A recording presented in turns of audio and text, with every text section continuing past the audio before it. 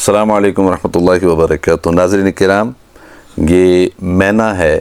یہ مینا کچھ دیر پہلے کہیں ٹکرا کے پانی میں گری ہوئی تھی۔ قریب تھا کہ یہ مر جاتی، لیکن عین موقع پر ہمارے بچے پہنچ گئے اور انہوں نے اسے بچا لیا، پانی سے نکال لیا۔ محترم ناظرین، یہ مینا کا بچہ ہے اور اس کا ذکر جو ہے ادب میں کافی آیا ہے۔ ہم جب چھوٹے چھوٹے ہوا کرتے تھے تو ہم سنتے تھے گانوں کے اندر اور شاعری کے اندر طوطا اور مینا کی کہانی کے نام سے کافی اشعار سننے کو ملتے تھے، جیسے طوطا مینا کی کہانی۔ ہم سمجھتے تھے کہ طوطا نر کو کہا جاتا ہے اور مینا مادہ کو کہا جاتا ہے۔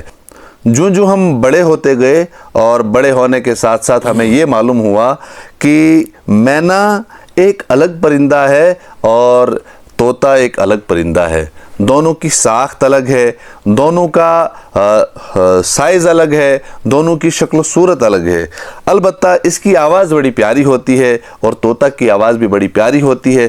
تقریباً ان کی آواز ملتی جلتی ہے، بہت کم جو ہے تقریباً ان کی آواز ملتی جلتی ہے۔ شاید اسی وجہ سے شاعروں نے طوطا اور مینا کو جمع کر کے اپنے کلام میں جگہ دی ہے۔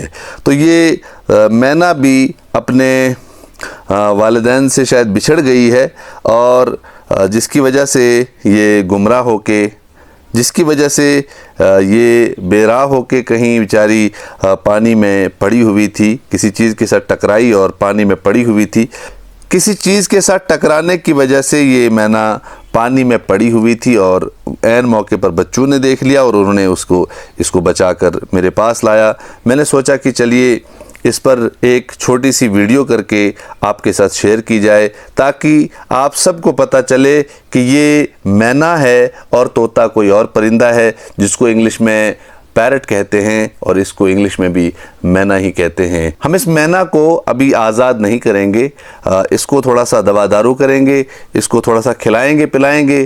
جب تک یہ پوری طرح اڑنے پھرنے کے قابل نہ ہو جائے، ہم اس کو تب تک اپنی نگرانی میں رکھیں گے۔ جو ہی ہمیں لگے کہ یہ اب اڑ پھر سکتی ہے تو ہم اس کو فوراً آزاد کر دیں گے، تاکہ آزاد فضا میں اپنی مرضی سے سانس دے سکے۔ آج کی ویڈیو میں اتنا ہی۔ انشاءاللہ ہم پھر کسی نئی ویڈیو میں نئے موضوع کے ساتھ آپ سے ملیں گے، تو تب تک کے لیے اللہ حافظ۔ السلام علیکم ورحمۃ اللہ وبرکاتہ۔